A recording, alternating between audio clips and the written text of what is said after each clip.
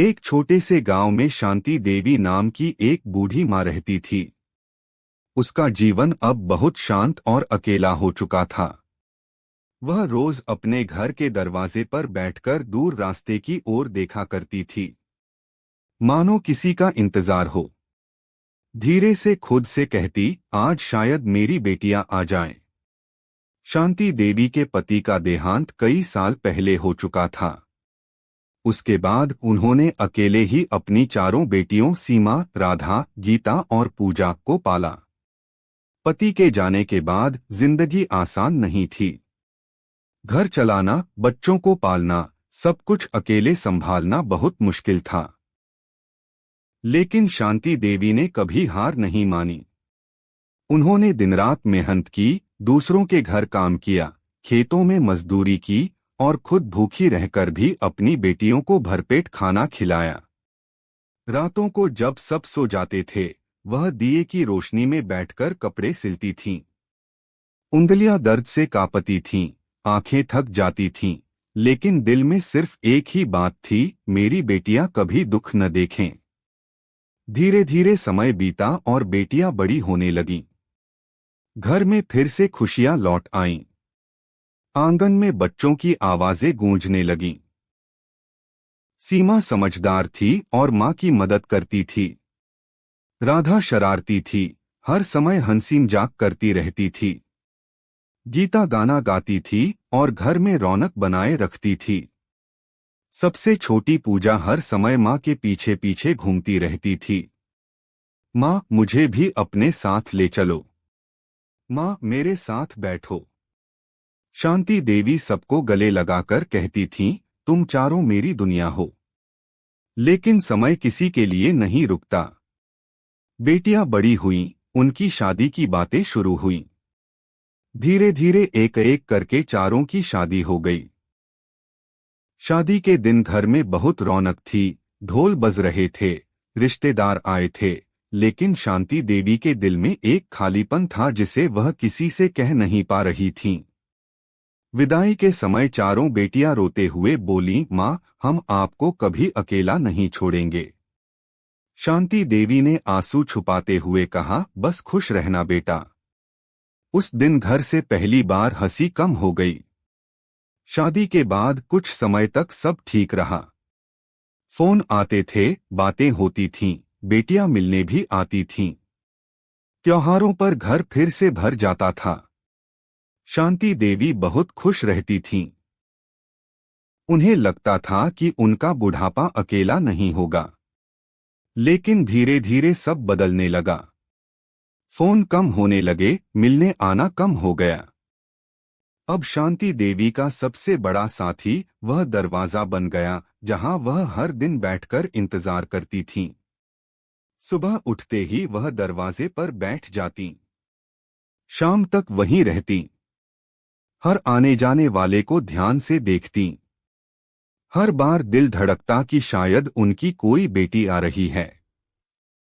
लेकिन हर बार उम्मीद टूट जाती।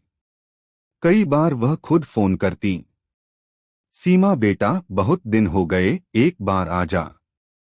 सीमा का जवाब आता, माँ, अभी बहुत काम है। राधा कहती, बच्चों की पढ़ाई है। गीता कहती, खर्च बहुत है। पूजा कहती, बाद में बात करेंगे। हर बार फोन कट जाता और शांति देवी बस फोन को देखती रह जाती। धीरे धीरे उनका अकेलापन बढ़ता गया। अब वह कम बोलने लगी थीं। बस दरवाजे पर बैठना, रास्ता देखना और इंतजार करना, यही उनकी जिंदगी बन गई थी। कभी कभी वह खुद से बातें करती, शायद आज आएंगी, कल तो जरूर आएंगी। लेकिन दिन बीतते गए और कोई नहीं आया। एक दिन उनकी तबीयत अचानक खराब हो गई। शरीर बहुत कमजोर हो गया था, बुखार था, लेकिन फिर भी वह किसी तरह दरवाजे तक आईं और बैठ गईं। आंखें उसी रास्ते पर टिकी थीं। धीरे से बोली, आज तो आ जाओ बेटा। कांपते हाथों से उन्होंने फोन उठाया। बेटा, तबीयत बहुत खराब है। लेकिन जवाब वही आया, माँ अभी नहीं आ सकते। उस दिन पहली बार शांति देवी ने कुछ नहीं कहा, बस फोन नीचे रख दिया और चुप हो गईं। रात बहुत शांत थी। घर में सन्नाटा था। शांति देवी दरवाजे के पास ही लेटी थीं। उनकी आंखों में आंसू थे। होठों पर बस नाम थे, सीमा, राधा, गीता, पूजा। धीरे धीरे उनकी सांसें धीमी होने लगीं और फिर सब शांत हो गया। सुबह जब गांव वालों ने देखा तो खबर फैल गई। पूरा गांव इकट्ठा हो गया। हर किसी की आंखों में आंसू थे। जब बेटियों को खबर मिली तो चारों भागती हुई आईं। मां, शांति देवी के जाने के बाद गांव में कई दिन तक सन्नाटा रहा। घर का दरवाजा अब भी वैसा ही था जहां वह हर दिन बैठती थीं, लेकिन अब वहां कोई नहीं था। गांव की औरतें जब भी उस घर के पास से गुजरतीं तो एक पल के लिए रुक जातीं।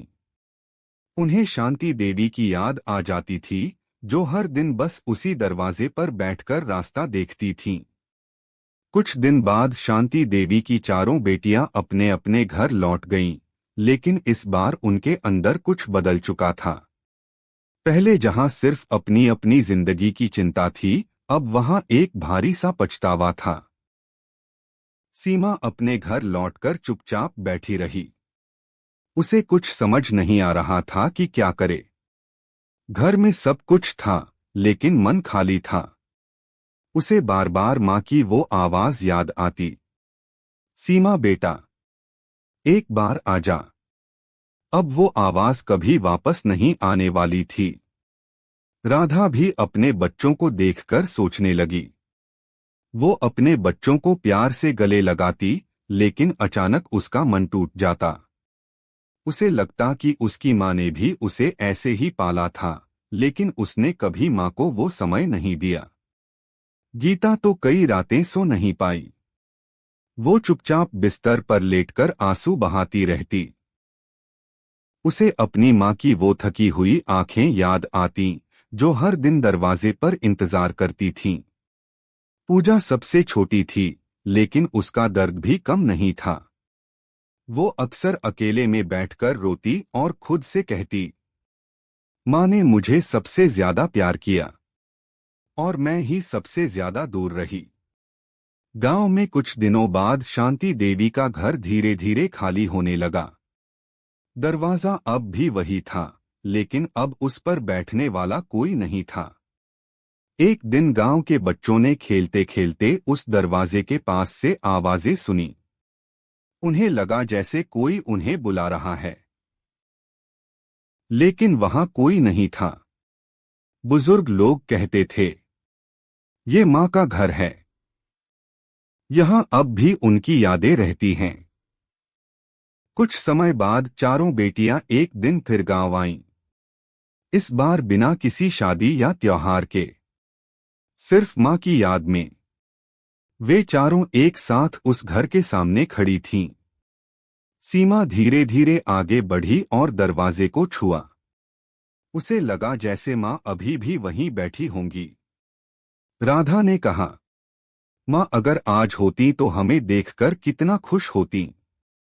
गीता की आंखों से आंसू गिरने लगे। हमने बहुत देर कर दी। पूजा ने धीरे से कहा, माँ हमेशा यहाँ बैठकर हमारा इंतजार करती थीं। और फिर चारों वहीं जमीन पर बैठकर रोने लगीं। गांव वाले भी वहां इकट्ठा हो गए। सब चुप थे। एक बुजुर्ग आगे आए और बोले, बेटियों, माँ का प्यार इंतजार नहीं देखता, वो बस देना जानता है, वापस नहीं मांगता। चारों बेटियां कुछ नहीं बोल सकीं।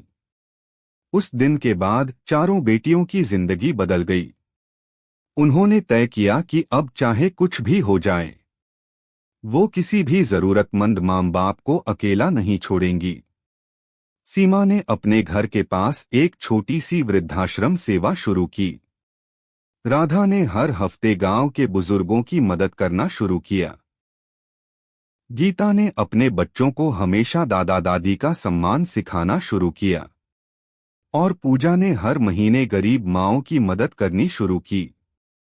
लेकिन उनके दिल के अंदर एक खालीपन हमेशा रहा, जिसे कोई भी भर नहीं सकता था। कभी कभी रात को जब सब सो जाते तो चारों को एक ही आवाज सुनाई देती, आज शायद मेरी बेटियां आ जाएं। और उस आवाज के साथ चारों की आंखें भर आतीं। गांव में अब भी लोग उस दरवाजे को देखते हैं, जहां एक माँ हर दिन बैठकर इंतजार करती थी और एक ही बात कहते हैं, माँ का इंतजार कभी पूरा नहीं होता, बस पछतावा रह जाता है। तो दोस्तों, आप लोग वीडियो में बने हैं तो चैनल को सब्सक्राइब और वीडियो लाइक कर दीजिएगा। या स्टोरी कैसा लगा आप लोग को कमेंट में जरूर बताइए।